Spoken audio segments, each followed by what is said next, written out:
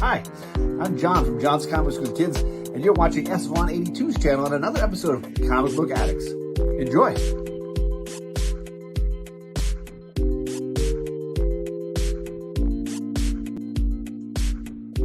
Yes, sir. Welcome to another Comic Book Addicts, y'all. Didn't add myself. Hope everybody's doing well. This is episode 44. I'm super excited. It is Monday, November 13th. We're a week out from Thanksgiving, a week out for some good food. I hope your week is off to a good start. I know that mine is going good so far. Hopefully it'll continue to go well. I hope yours does as well. It's my favorite place to be on a Monday night. I love the Monday night lineup. We kicked it off over on Izzy's channel just now. Like I literally just hopped over and had a lot of fun over there talking the comic book weekly pull list. We went through the hot 10 and talked. We were beginning to talk a little bit about some stuff that he's got coming up, which I'll mention in just a second. But anyways, it was a lot of fun. Let's see who we got in the comments with us, because I see there's a bunch of people in here already. So we got Las Cruces as usual. What's going on, man? He says hooray and woohoo. What's going on? I hope you're doing well, brother. We got Larry L Green Machine. He says good evening, everyone. What's going on, Larry? I hope that you're doing well. And Las Cruces again saying hello from New Mexico. I appreciate you stopping by, man. We got Trev, the shipping guru. What's going on, man? Let's see. We got Travis, TM Nerdy, one half of Between the Lines. He says, I'm here for the pie that Izzy promised. Well, we'll ask him about that here in a few minutes, Travis. So we got Cupo Comics, Monday Night Comic Fam. Yes. What's going on, Cupo Comics? He is part of the Monday Night lineup, and he will be going live at 10 p.m. Eastern time. So be sure to check him out with his Monday Night Raw books. Let's see. Comic Cat Collectibles. What's going on? He says, hello, all. Like I was just saying, I just hopped over here from Izzy's channel. We were having a lot of fun over there. Cliff was over there hanging out with us. What's going on, Cliff? Glad to see you again, my friend. Me and him are going to be recording a Comic Book Addicts special that we're putting together soon, discussing a toy drive that he is a part of and has been a part of for like the last 13 or 14 years. Pretty good stuff. But I'm going to be talking to him about that soon. That's going to be a lot of fun. But anyways, getting back to Izzy for a second. Izzy's going to be doing a special sketchy show, and I'm going to be talking. I'm going to get more details. Let me take this comment down real quick. I apologize. Let's see. Take that off the screen. Okay, here we go. Anyways, Izzy's doing this special sketchy show on Black Friday. It's going to be the day after Thanksgiving, of course, Black Friday. And it's going to have a lot of cool artists from the community.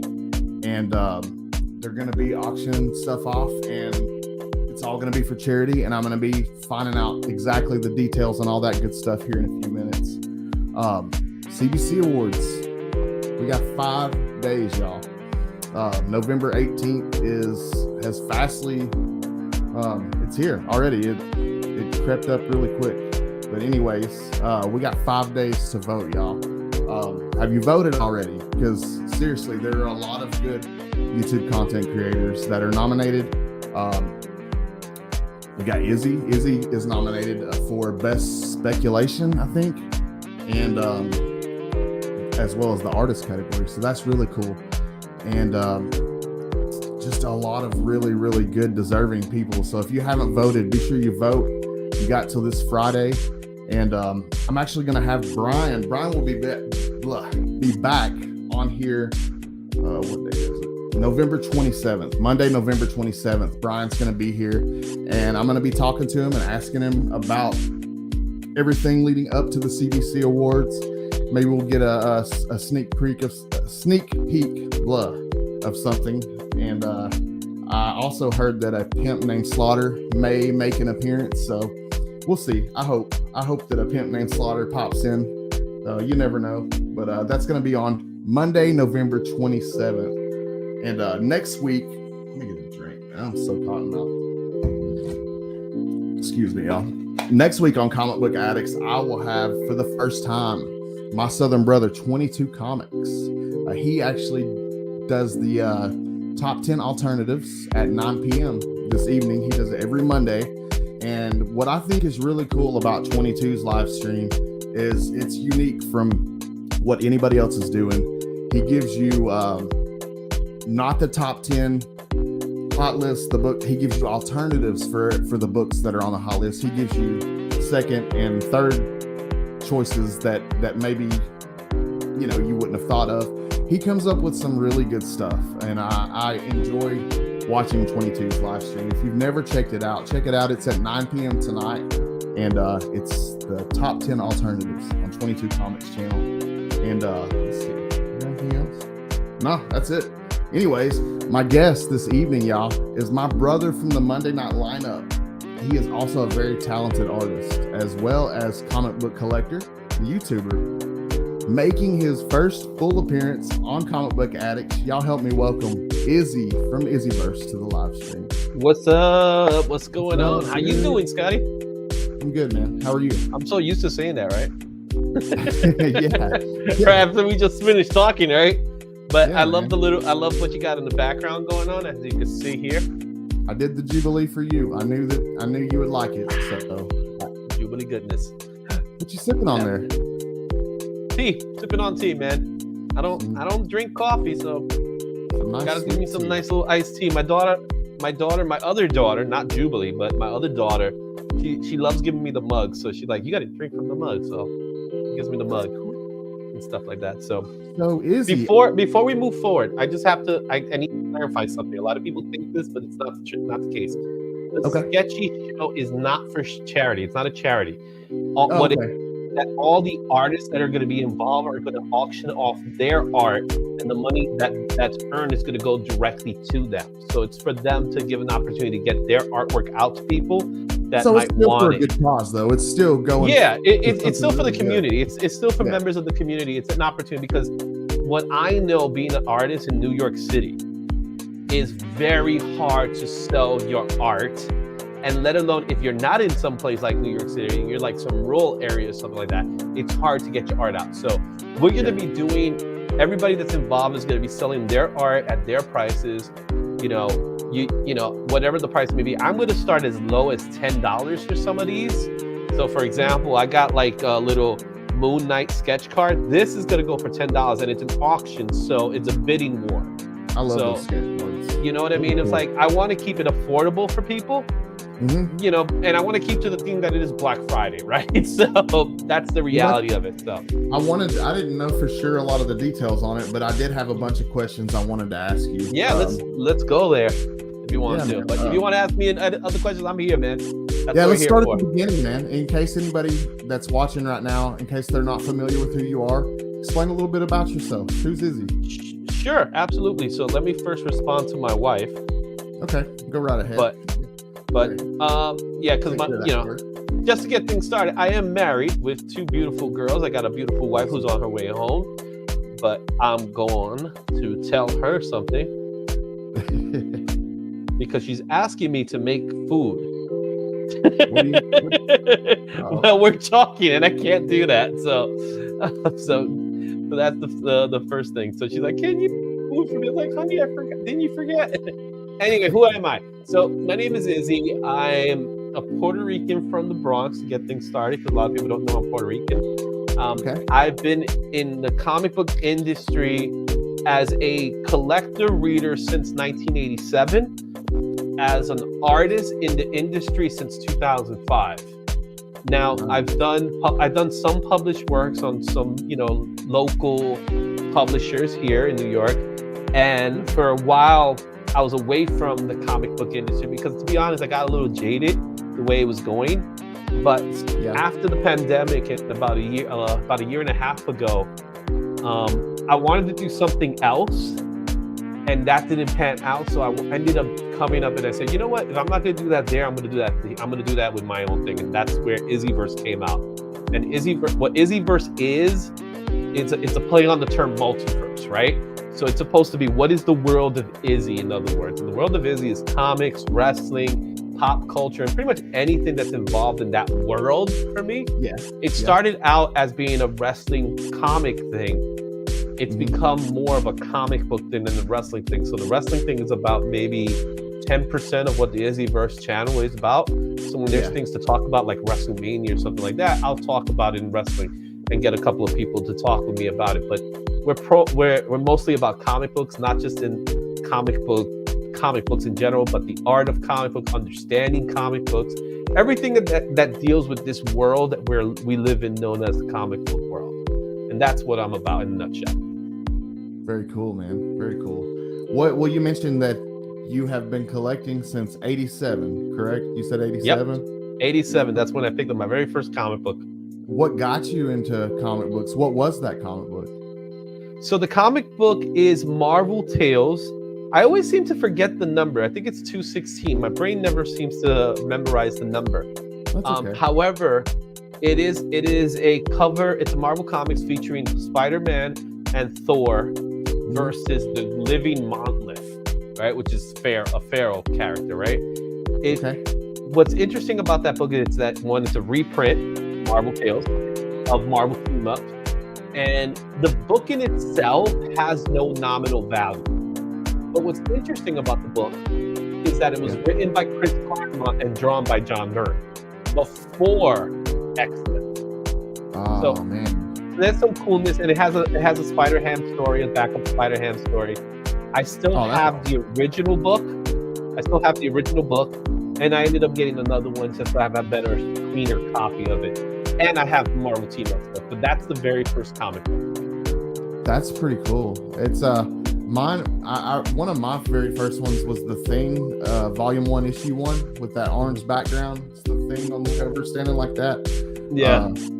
That was one of my favorites, and I of course now I have several copies. It's not an expensive book. Yeah. I think Mark from Legion of Comics is saying if we can lower the music a little bit. Lower the music. Yeah, background music. Got the background music playing. Do I? Yeah. Oh, I can hear it. I know that much. That's weird, man. I don't hear it on my end. Oh, really? Yeah. Yeah. Oh, now it's gone. Oh, now it's completely gone. That works. I'm good with that too. It was like way loud too. I don't hear it. I thought that was just the vibe we were going for. So I'm okay with that. No, I apologize. I didn't hear music on my end at all. Yeah. That's so weird. Yeah. Well, okay. Anyways, now that the music's off, the obnoxiously loud music, it was probably extremely loud because it was twice as high as what I would play it on. Oh, really? Wow. Yeah. So sorry, guys. Anyways. So let's start this over again, right? You collected as a kid. What got you hooked though? Like, what was the series or like the character that really got its claws into you and really made you? When so as a kid growing up in the 80s, it was always about X-Men. X-Men was it, right? So, but for me, I was always a Spider-Man kid. I grew up loving Spider-Man. I watched the 67th series, 1967 comic book series on TV, the Electric Company and all these stuff that were reruns in the 80s. So I grew up watching that, loving Spider-Man, loving the X-Men. And there was my sister was dating a guy, and his friend came over to the house, and he brought in some comic books. I always remember a Captain America with the new Bucky. I don't know if you ever seen the new Bucky, which is this big brawling dude, like this black dude, and that was playing Bucky. And I saw that comic. I saw that comic book, and I was like, "This is cool." And he was showing me the comic books and stuff like that. And then that same day, I just went to my local newsstand, which was down the block in my neighborhood. I picked up this Marvel Tales comic. I bought that book. A week later, I picked up. Wait till you hear this one. A week later, I picked up Incredible Hulk 340, the popular McFarlane cover. That was my second comic book. I picked that one. I picked up X Factor 23, and I was instantly hooked. You know, and comics were cheap. They were meant for kids. You know, comic books were 75 cents, $1. They were affordable. You know what I mean? So they really were. Yeah. It was easy to get hooked. So yeah. But even at a young age like that in 87, where I was 11, I was instantly hooked, and I understood the model of collecting. I didn't treat it like, obviously my first early books were treated, poorly in comparison, right, to my Yeah. books now. But Yeah. even then, I understood that there was some nominal value in comics, but I never collected as far as being a collector. I was more of a reader first, and more importantly, I was an admirer of the art. So I really got involved in knowing who the artists were, what they were about, and their styles. And I was able to, even then be able to pinpoint who did what and which books. Like, like I said, John Byrne did that Marvel's Tales, McFarlane did that Incredible Hulk, that Yeah. X Factor was Walter Simonson, Mark Silvestri and those guys. So I came in at the height of when the Image guys were coming into Marvel. You know what I mean? So before they went off and create Image, they were in Marvel. So I got in right at that time, and that was awesome. Yeah, that was an incredible time in comic book history. And yeah, man, we were all fortunate. All of us that are like, I guess, in your late 30s or older, are fortunate enough to live in that time, man. It was an awesome time. I'm a lot older than people think I am. So people think I'm a certain age, and I'm a lot older than you think. How do you collect? Like, do you put together runs? Is there like, I don't know, like, do you I'm a cover story driven, right? collect? Yeah, I'm a story driven collector. I don't collect. Okay. I'm not big on huge runs, even though there are some runs I have. Some runs that I'm still wondering why I have those runs. Because I have a huge run of Exiles, because Exiles were hot for a while, right? Yeah. But and I got a huge run of that. I have a huge run of Punisher comics, because I had this. I really like Punisher. I got another big run of Flash. Obviously, ASM, Amazing Spider-Man, and Spider-Man. Those books I had, and of course, I got boxes upon boxes of X-Men, Uncanny X-Men. I got a pretty much a big run of Ultimate Spider-Man, the first series, Ultimate Spider-Man 1 through 100. I got the whole set. Oh, So geez. Ultimate That's X-Men, crazy. yeah.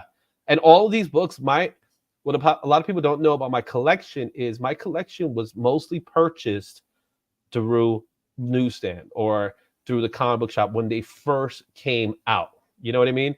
I didn't spend more than $10 on a book unless the book was $10, right? So, like, when you started as a kid, was there ever a period when you stopped? As a kid, no.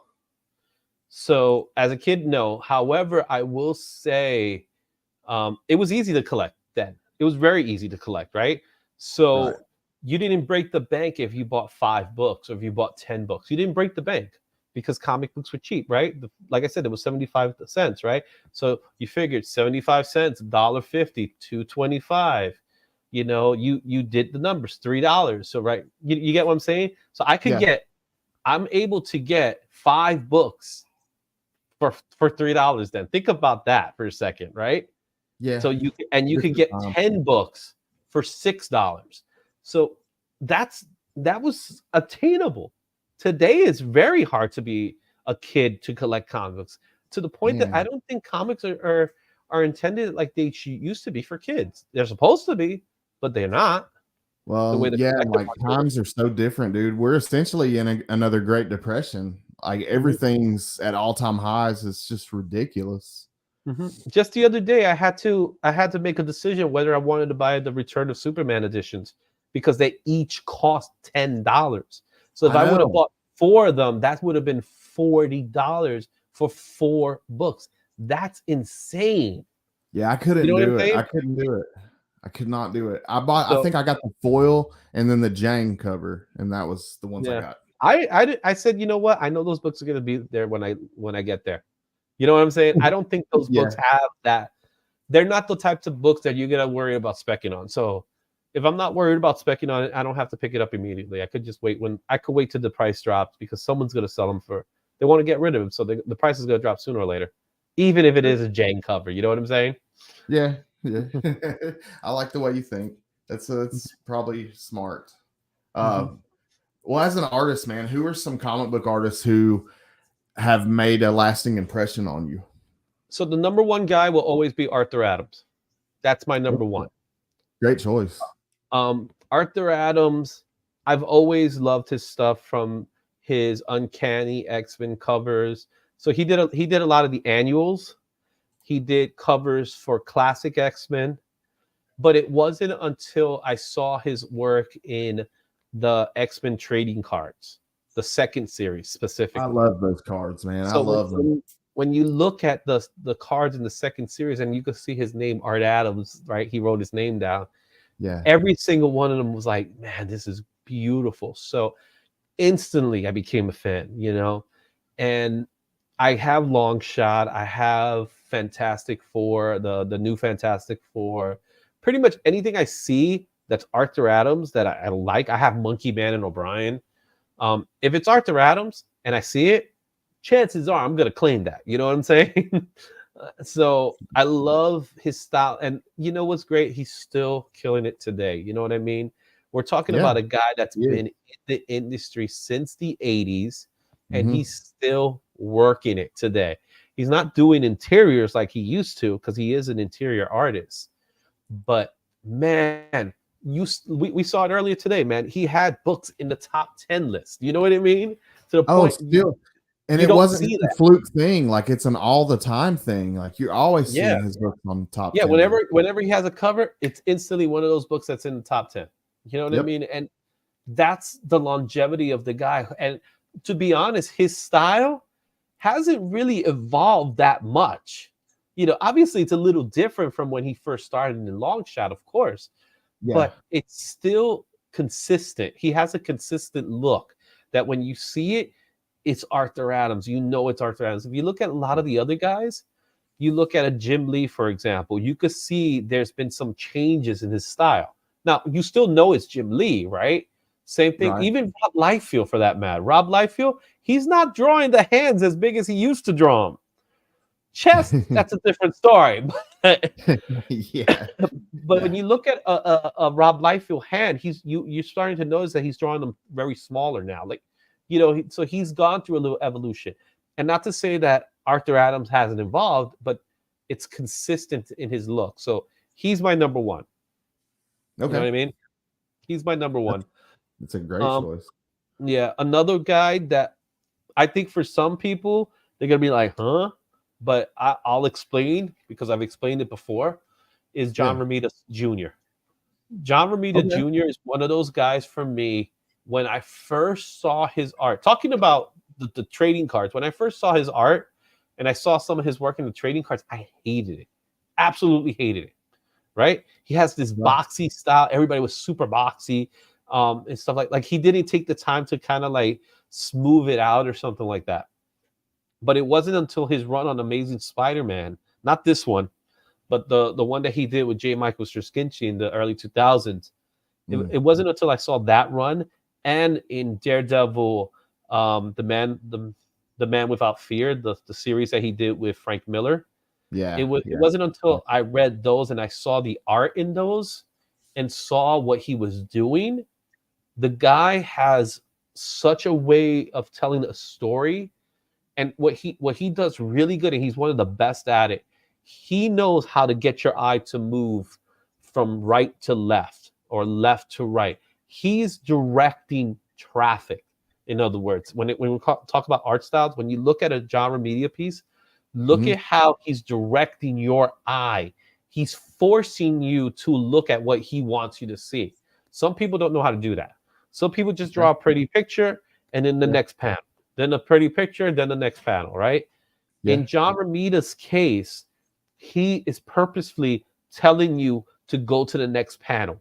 He's telling you it's time to go here, or it's time to look at this, or it's time to check this out. That's what he's doing. And that's some of the things that I've learned. And he's definitely got better in his anatomy style. So he was the boxy guy, and then he slowly started changing that. I think a lot of it has to do with Scott Hanna as well. Sorry, man. I had to fix something real quick. I messed something else up this week. Sure, no problem. Always. What's the word? What's the word we're looking? Multitasking. Yeah. Well, what made you want to get into art and take that up? And at what age did you take up creating art? So there's not really a day I could say that I became an artist, right? I've always drawn, right? That's one of the things I could say. However, Yeah. it wasn't until junior high school that I had a teacher. She was an English teacher, and we had a local newsletter, I guess you could say. I don't know, it was a newsletter, book, or whatever you want to call it. It wasn't a yearbook, but it was like this poetry book that they like to do. They call it the Nautilus. And she asked me, she said, "Hey, I would like you to do some art for the Nautilus." And I'm like, "Why you want me to do art?" This seemed, there was a couple of guys in my class already that were like phenomenal artists. Yeah. But she was like, "No, I want you to do it too." Like, I'm asking them as well, but I want you to do some art. And I'm like, and at first I'm like, "Where did you see me do this art?" And she goes, "You're doing art all the time." Because my attention span is I don't have much of attention span, but when I'm drawing, that's when I listen best, right? Okay. So every time I'm doodling or I'm drawing or something like that, it's when you get my attention. So she noticed that, and she says, "I want you to do this, and this is what I want you to do, and you can do whatever you want. If you want to read the poems and you want to do your version of what the poem is, and do it like that." And that kind of like started the trend. And obviously, since I was already into comic books, I would draw comic book characters. So, I drew an Iron Fist. I drew a Teenage Mutant Ninja Turtle before they were popular. I did Spider-Man, of course, and that's kind of started the trend, and I just never stopped.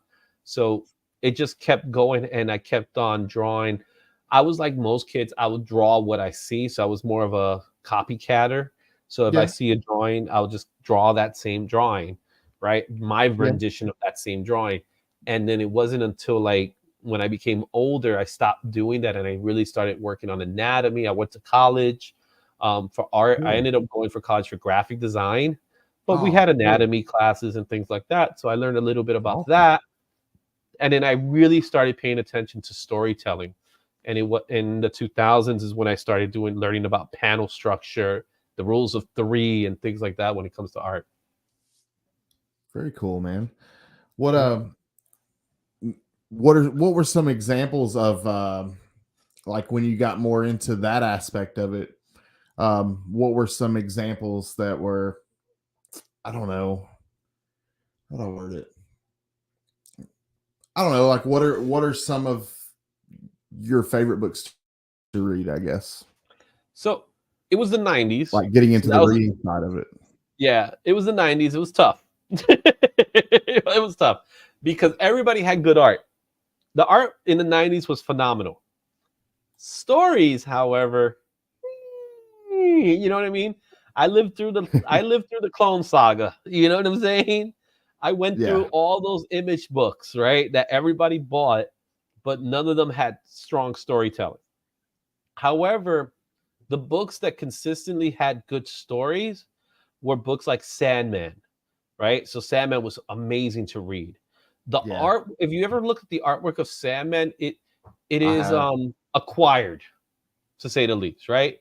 It may not be the greatest art. It's not your Jim Lees. It's not your Mark Silvestris. It's not your art. Not even your Art Adams, right?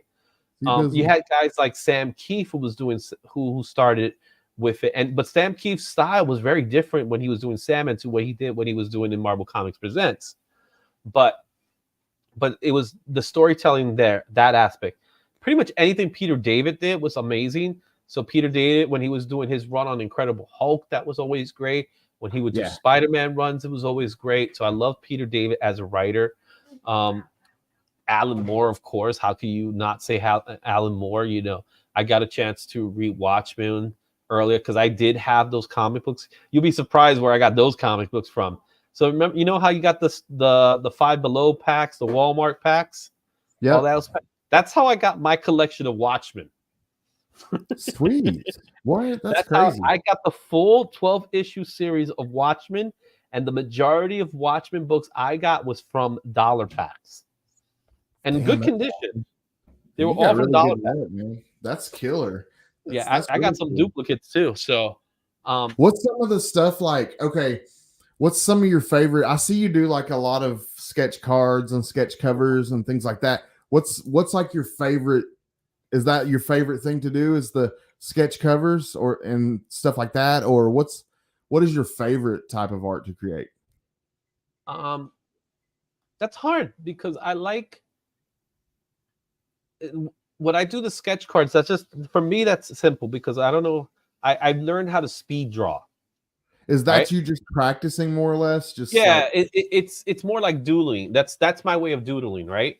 So I that's learned how to cool. do a lot of speed drawing. So because I've done conventions, and in conventions, if I'm tabling and someone's Mhm. asking for a sketch, or even if I offered a sketch, I try to do it quickly. So I stick to kind of like the same models styles, so I don't have to think too hard. So I like, Yeah. and I'll do the sketch, right? Mhm. The harder stuff are like drawing transformers. That's a pain in the butt for me, right? um, drawing monsters are easy. I think drawing a monster is easy because there's a creative side. Just have fun with it. You know what I mean? But when you have to actually draw certain things, it's there. I draw male characters much better than I Yeah. draw female characters because female characters you can't over detail them or they'll start looking old or ruggy. So, and I like doing the details. I love cross hatching and stuff like that. So that's some of the stuff I like. I also love inking my work because Okay. I like the way inking feels. I like the feel of inking. I like the creative process of inking. So most of the time I ink my stuff. Um, That's I awesome. had someone ink my stuff before, and I'll be honest, I'm supposed to say it here. He did not do a good job. Uh-oh. You know, Uh-oh. um, So you just stick to doing it yourself from now on? well, it wasn't that I'm not opposed to giving people opportunities. It's just that I was very disappointed. Something smells burning over here. Oh, that's not good. Don't burn So your if you hear good. the alarm goes off, you know what it was. Yeah, that's not good, man. Turn on Jubilee. Turn on the microwave fan. Well, we were is your house isn't burning down, is it? No, it's not burning down. It's just she was cooking in the smoke. Okay. It's a small 2-bedroom apartment. So Well, we were talking, I mentioned a little bit earlier about the Black Friday sketchy show that you're doing, and I Mhm, wanted to get the details on that for sure. mhm. What exactly is going on? You've gathered a bunch of artists from the community, Yes. and what are you So guys going to be doing? so the sketchy show originally I wanted to do a sketchy show so we could have people within the community drawing, right? Yeah. Because you'd be surprised how many people in this community actually draw, and not like Ooh, drawing for fun. We're talking about people that are really really talented good artists, artists. Yeah. right? And so the idea of the sketchy show, the original concept of the sketchy show was to do that, a community hangout like any other community hangout. But the Yeah. goal here is that the people that are in the community hangout are drawing, and we're all drawing what we want to draw. So we're not tied to a theme unless we agree to that theme. You know what I mean? Yeah. So Yeah. like, and or unless the theme is broad enough that you could pretty much do whatever you want. For example, we had a Batman universe. Well, think about all the Batman characters that are involved, right? It's A endless in some ton. ways, right? Same Yeah. thing with Spider-Man. So we did a Spider-Man one. We did a femme fatales one, right? So that one was a hard one for me because I don't really do women like that, um, and stuff like that. So, but we did the C3 event, and the C3 event really opened my eyes to the possibility. And Yeah. what we did in the C3 event, we did an art auction, just like what we're scheduled to do here. And it was a And massive success, by the way. yeah, Congratulations on that. I was extremely happy that we Mhm. were a part of it. I was a part of it. I was able to, even though I did give my money, right? I gave a significant amount of money, but there was no way I'm going to call for $1,000, $5,000. There was no way. There's no way I was able to do that. Most people aren't able to do that, right? Right. Right. But what I was able to do was I was able to donate comic books to get that number, right? So there Yeah. was several. I must have donated at least like 15 books off the top of my head, Oh, and right? your 15 time, books, man. You put a lot of right? work in. Right. So I did that. I gave most of the books to DJ Link. He sold them out and whatnot. I did the sketch covers as well. And in the sketchy show was the same concept. The difference is we're selling our art, right? And Cool. again, very successful. We were able to, like, we weren't charging arms and a leg. We were charging like $25, and people would do it, and that was the best part of it. It was like very inexpensive for art, for original art. Original art, if you go to a convention, these guys will charge you upwards from $100 and up. I don't want to do that. I don't need to do that. To be honest, I don't need that money like that. Don't get me wrong. It's not that I don't want that money. Yeah. It's more, for me, it's more in the lines of, if you know, there's people out there that want original art, but they just can't cough up that kind of money. And and that's not just one or two people. We're talking about most people, because it's a very it's an expensive thing, right? And rightfully so. I'm not saying that artists don't deserve that money. I'm just saying it's hard. I don't consider myself these types of artists that demand $350, $500. I don't demand that for myself, right? So when we were doing the C3 event, it made me open my eyes to say, you know what? Let's do this again, but this time let's do it for the artists that are drawing that could take advantage of that opportunity, right? So we got guys like Roscoe, we got Actual Dracula, you got Madame Blaster, you got K-pop, you got Comic Journey, and those are just some names of people. Yeah, the smoke is kind of coming in. Oh no! It's not smoke; it's just, the air, right? So you have people that are in the community that they don't normally sell their artwork. Now, Madame Blaster does, but some of us don't sell our art that way. We don't have websites or anything like that. Or like myself, where we could be in like multiple conventions and table and sell our art. It's not easy. So why not have an opportunity for us to offer that to people that are watching? Yeah, thank you. And I am definitely starving. You could tell by the, but the thing is, like I said, original art, $10, man, $10. Yeah. You know what I'm saying? So I got my piece right here that you look did at for me. look at that. Every time I look at it, I keep thinking Lady Gaga. I don't know why. I could see that. It was before, but that's well worth it. We started thinking about Taylor Swift, right? yeah, it was before that, for sure. I would have tried a Taylor Swift one. Who are some of the artists that are going to be involved? I've heard a few. Well, I did mention a few. I mentioned Roscoe. I mentioned Actual Dracula. Is that the crew? Yeah, there's the core group. We do have a community chat, and we do talk about it. I can't guarantee people that are going to be there. All I know is that people said they want to commit to it. So I do know people that do want to commit to it. I know for a fact already that Roscoe said yes. I also know that Actual Dracula said he was going to try to jump in. I know Austin LeMay might pop in here and there, but it is Black Friday, so Thanksgiving weekend. So he did mention that he may have family over, but he might donate some stuff for the event. So not so much donate, but you know what I'm saying. Offer some pieces. So if people are not in the event, we might still have art for sale that we might offer. So that's going to be part of it. Also, we get, like, right now, if you go to my IG, I'm taking requests. You can also go to my YouTube, and I'm taking requests, and I'm not taking requests for purchases. Keep that. I want people to know that this is not for purchase, unless you want to commission. So this is not commission requests. If you want to commission request me, I'm fine with that. You just say, "Hey, Izzy, I would like you to do Dazzler," right?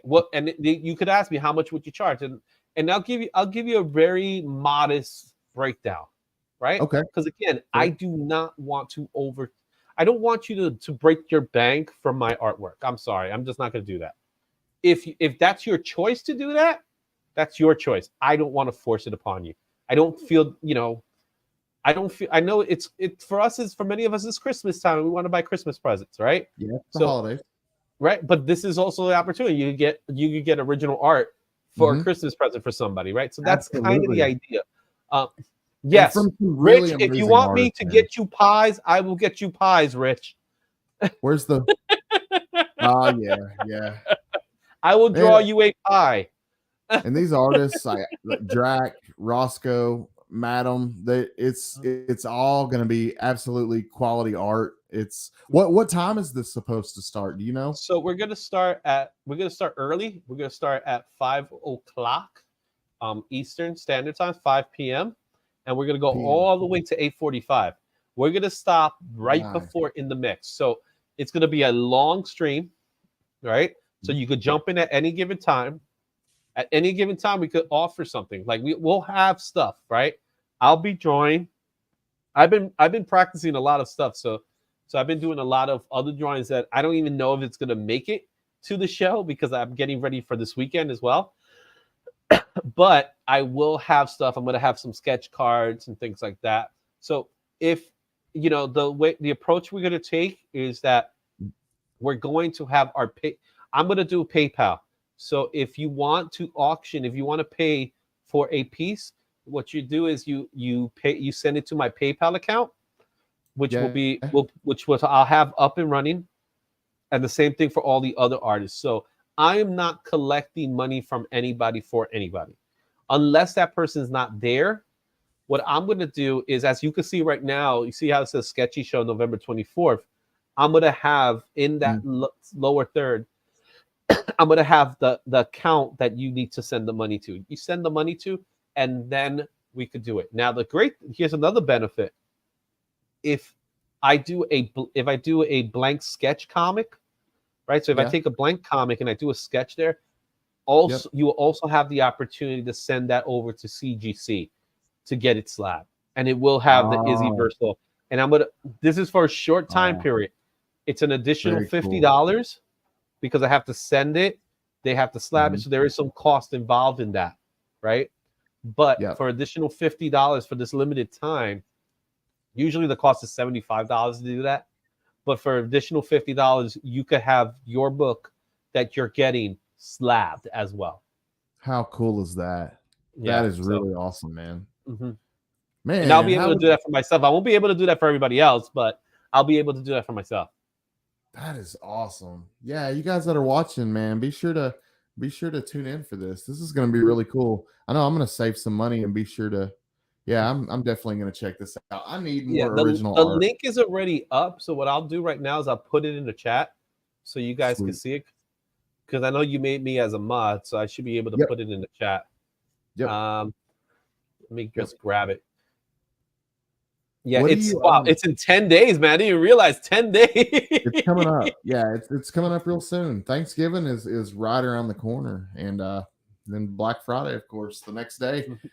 I think you guys are going to do well, man. Y'all got a good solid lineup. You're a great artist. Thank you. Appreciate that.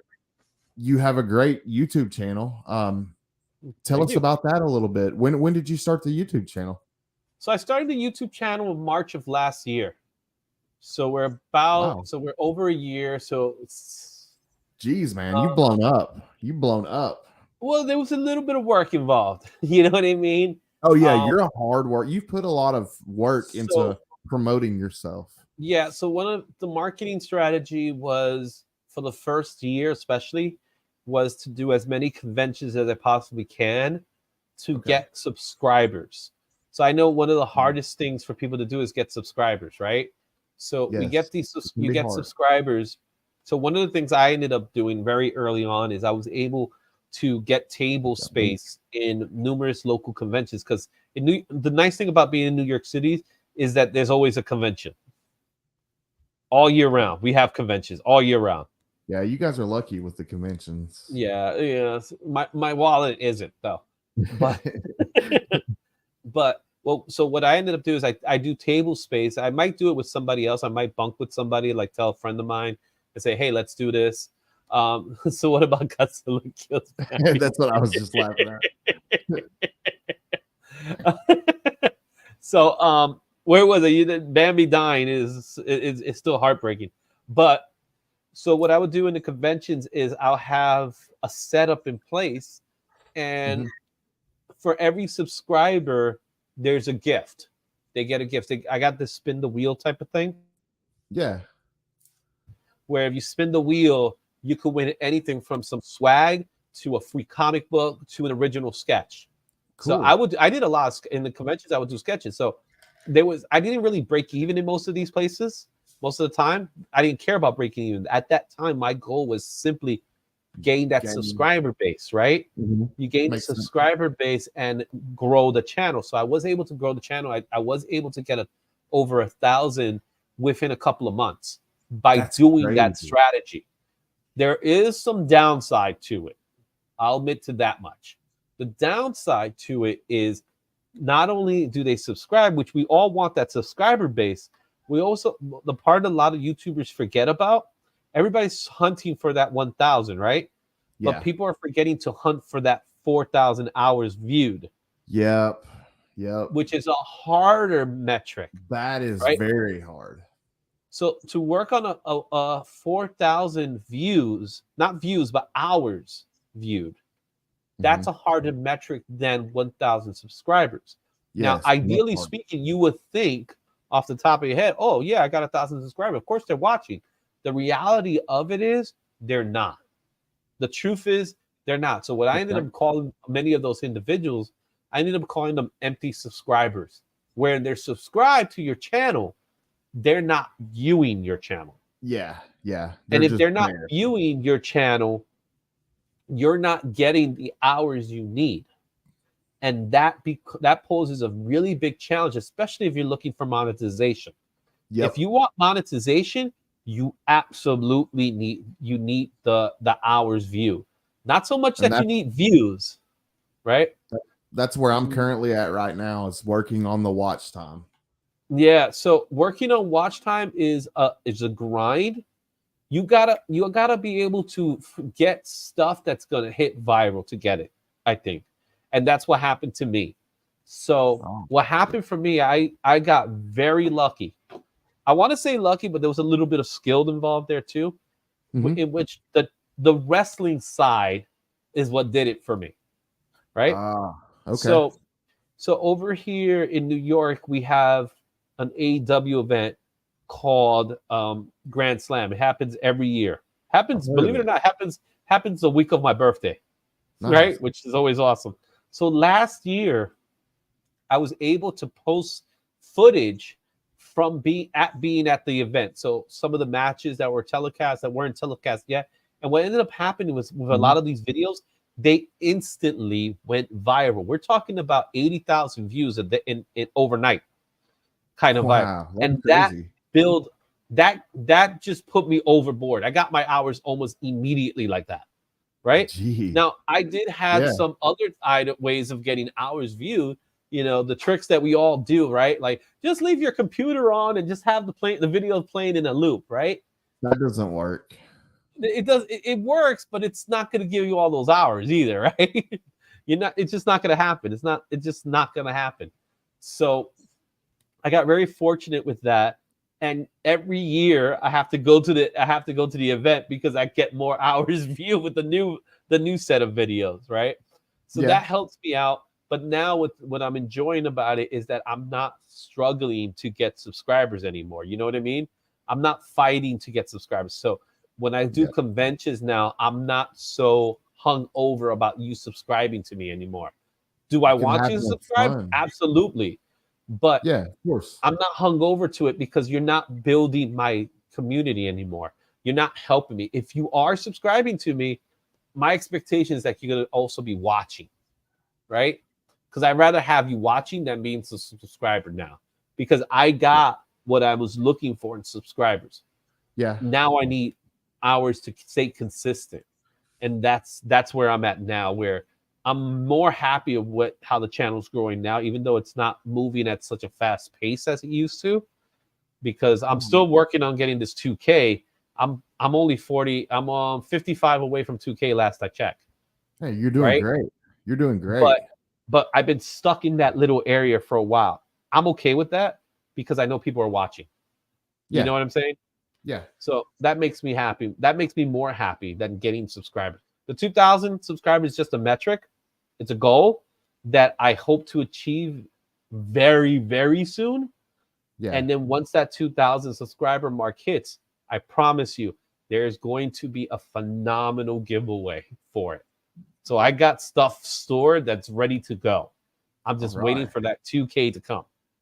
Man, I think you'll get it. I think you'll get it by the end of the year. What do you think?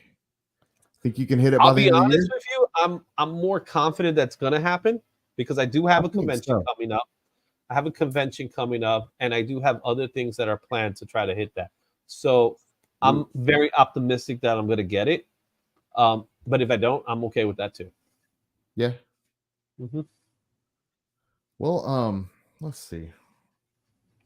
What do you got coming up? You got anything cool coming up on the channel? I know So you we, do like I said, the comic book weekly pull list every yeah. Monday. So this weekend, I'm going to be in Icon in Fishkill, New York. I'm going to be there with Cliff All from Comics and the Council of Comics. That should be fun. We'll get some footage of the show there. Probably pick up some stuff. I got some unboxing videos coming up. I'm happy that there's some more books that are on their way from CGC. So I got some books that I'm really excited to share with you guys. Awesome. We got tomorrow, for that matter. Tomorrow, I'm going to be in the Gary B channel. So we're going to do the same thing all over again. Do the 10-1-1 with Gary B, the casual comic guy. So That'll be really fun. excited. Yeah, the timing was like, oh, okay. You know what I mean? So I get to market a little bit for a sketchy show because I want to build towards the sketchy show because I think that right now is the biggest thing for me right now. The Monday night lineup, the Monday night poll list, the weekly poll list is always fun to do. And you know, a lot of people have been missing Josh. I know you guys are missing Josh. Yep. I know you guys are missing Josh because I see it all the time. Hashtag find Josh, right? Which is it was a fun little thing that we did. Yeah, that Josh was has fun. been really busy. He has his own Whatnot channel. He's not Epic Nation. For those of you know, you know. But he's working really hard. He does a show on Whatnot every day. I tell you, the guy is a machine when it comes to this, right? So he's been very focused on that business because that is his business. So Makes sense. you know, support Josh. Tell him Izzy says what's up, even though I see Josh every week. I'll see him tomorrow for that. But you know what I'm saying. But you want to, I want to be able to support those guys, and I'm more about supporting other people than supporting myself. Yeah, sometimes I do love the limelight, but it's because I want to be able to support people, and that's the truth. That's just the way it is. I mean, that's a great way to be. It's awesome. What we got the CBC Awards in closing in 5 days. Mm-hmm. Have you done your voting? My voting was done early. Yeah, you did yours early, right? Yeah, I did mine. I didn't share it. I purposely didn't share it. I didn't share mine either. I didn't share it. I don't have a problem with people sharing their votes. I really don't. I don't have an issue with it. I personally do not want to influence people like that. That was my thoughts on it. Yeah. Yeah, I don't want you to say, I'm going to vote for this guy because Izzy vote for this guy. I'd rather have you vote for a person on your own merits. Some of the categories were just so hard to pick, and I honestly just didn't want to hurt anybody's feelings because some of them came down to like literally a coin toss because I just couldn't pick. It was that hard.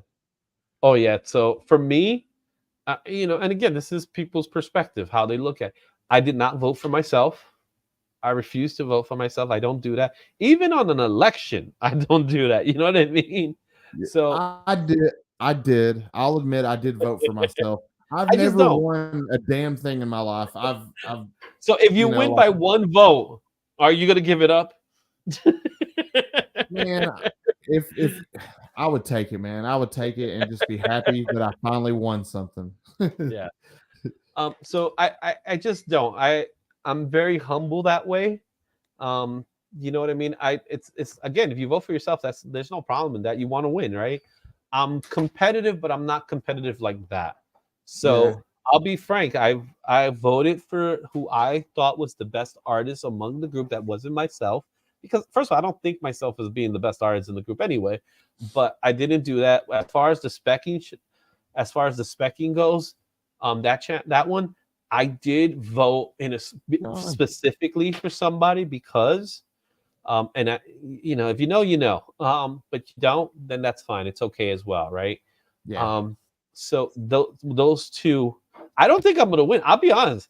I'm competing against Austin LeMay, Roscoe, Madam Blaster. It is a tough. The Community Artist Award, it is hard. Yeah. And everybody will tell you it's a hard pick, right? Because there are some tremendous community artists that are in actual Dracula.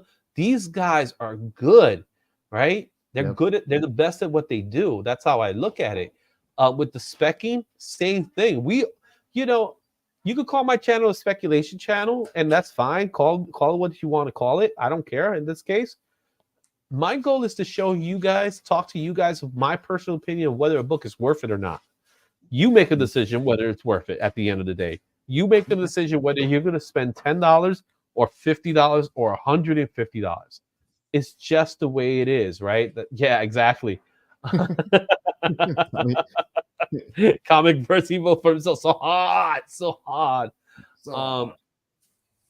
But it's just, for me, it's just like I'm basing it off of what I understand from this industry, because I've been part of this industry as long as I've been.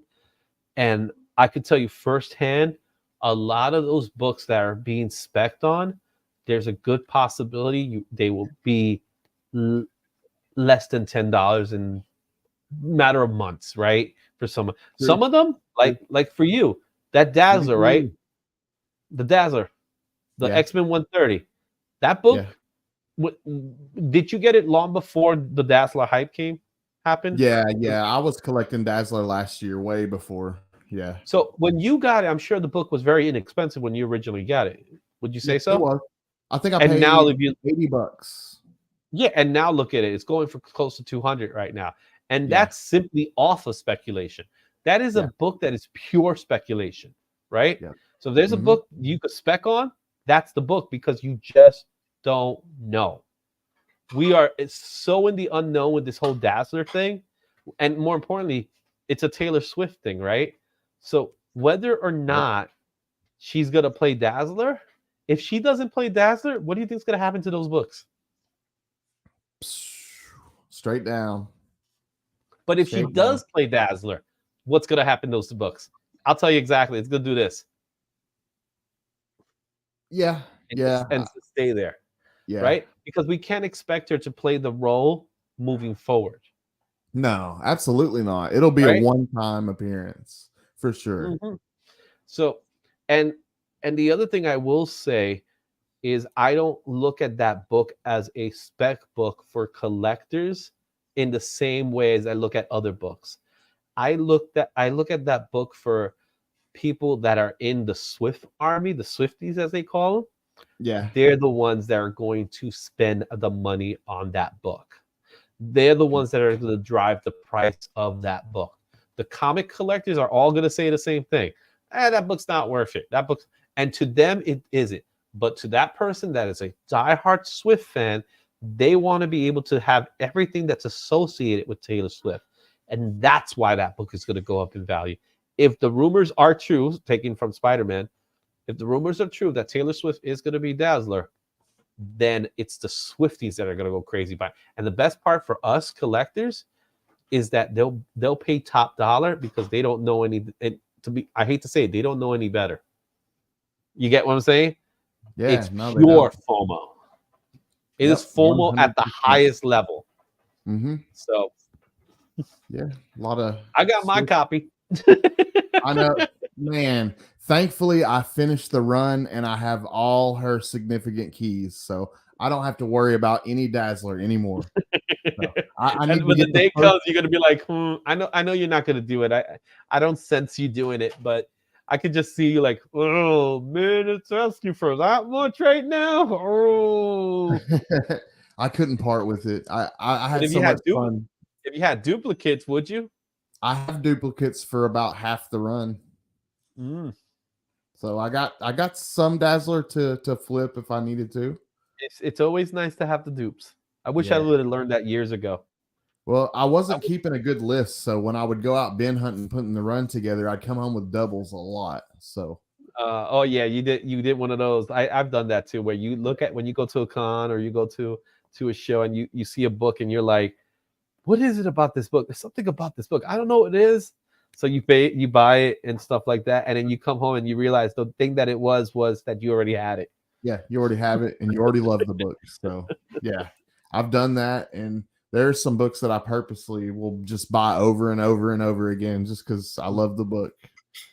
I'm with you, Rich, but I think it'll just plateau.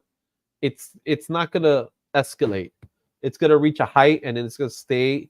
It's gonna dip a little bit, but then it's gonna just stay plateaued. It's gonna stay the way it is. I don't see that book. I don't see it dropping because there'll still be people wanting it. But what I'm gonna see, it's just gonna stay like that. It's gonna flatline. In other words, at a certain price. Yeah. Well, you got anything else coming up that you want to talk about, or is that pretty much got it covered? That's the gist of it for now, man. We just getting ready for 2000. So if you guys haven't subscribed to the Izzyverse, please take an opportunity now to go to Izzyverse, subscribe. Yes. Leave a like and comment. Make sure you do it for this show too, man. The one thing I will tell you guys, if you don't know, YouTube does not care so much about subscribers or views or anything like that. What they care about is the comments. And what we're doing in the chat is awesome. When the show is over, go back to the video, leave a comment, it doesn't even matter if it's a thumbs up or thumbs down, right? Leave something, because what that tells YouTube is that you took time to say that you like the show. All right. Hey, Biggie Shaq, thank you so much, my brother. Yes. Yeah. Anybody that's not sub, please sub to IzzyverseNYC. Yeah. I can vouch he puts out quality content, some really good spec stuff, some great art stuff, and he's got some really cool stuff coming up with the sketchy show on Black Friday. And be sure you're subbed up, and be sure that you go vote for CBC Awards. Izzy is also nominated in the artist category as well as best speculation. So, and is totally worthy of your vote, in my opinion. So just putting that out there. Izzy, thank you so much for hanging out with me, man. It's been so awesome. Thank you for hanging out with me earlier too, man. It was fun doing out the whole freaking evening. It's been a blast, dude. It was cool to just do the whole thing, man. And next week I'm gonna have Roscoe. So Roscoe's planning to be with the show next week. So we're gonna do it again. We're gonna have that skip though. And I got 22 comics on mine next week. So look at that. And you're gonna be gonna do the redirect, right? Yeah. So the redirect is great. Man, it's been so much fun, dude. I really appreciate you. Thanks again, man. Yeah, and whatever you need, man, I'm there for you, man. That's how it is, you know. You always have been, and I really appreciate that, dude. I can't tell you how much that means. Here, man. What you've been doing for this community, man, you know, you deserve that Blue Wrench as well, the Blue Wrench Award and stuff like that for all you've done, man. Like, it was your idea, the Monday night lineup. You started the concept, and like, let's do this together, support each other in this way. And it's great for the community. Like, now we can watch this show on top of this after this show, and we all grow together. Dude, you know? I love it, man, and I love you guys. It's been so much fun, man. It's been a pleasure to be a part of, and I appreciate all you guys at home that took the time out to come hang out with us this evening. And yes, I am at 1.86. Working on the watch time though. The number's not as big to me anymore. I really need the watch time. So that's what it's all about with me at this point. More so. The other thing I will say that I didn't mention to you that I am planning on doing with some other community members is that we do have channel memberships. So the channel memberships I have them starting at 99 cents. So if you just want to support the channel at 99 cents, you can. There's $1.99. I think there's $1.99 to $4.99. I can't remember off the top of my head, but there's definitely a $4.99. And there's different levels to the channel membership. However, cool. I will tell you this much: not this month or next month, but sometime in February. I'm going to say it right now. I'm giving you guys some heads up. In February, I, along with some other channel members, channel members in the community, we're going to be working on something really big, in which we're going to have a massive giveaway. When I say massive, I mean it's going to be a big one. You're going to want to be part of it. So, you know, nice. Channel membership, that means starting as low as 99 cents, guys. If you could give up a cup of coffee, all right, less than Starbucks, right, then you could support the channel, because what we do with that money, I'll be honest, what I do with the money I earn from the channel membership goes right back to those giveaways. So you see me do a giveaway every week, man. That's where the money comes from. Every week. It doesn't, and I'll be honest, I spend more than that. So it's definitely worth it. So go, if you haven't had a chance, and Scotty, your turn's coming too, man. I want you to start working on it, man. You'll have a member here. I hope so, man. I hope so. I want to help people, man. And I'll be able to help people a lot better once I'm monetized and I can do some good stuff. But anyways, thanks, Izzy. Everybody, we got a really cool Between the Lines tonight. It's on TM Nerdy's channel. They have special guest Cryo Prime, and it's probably starting right now. So now. Yeah, right now. So go over to TM Nerdy's channel and be sure to show them some love. And I'll see you guys next week with 22 comics, and we will end it how we always do with that Excelsior. See y'all. I'd say that one is a banger, man. It's a real certified banger, dude.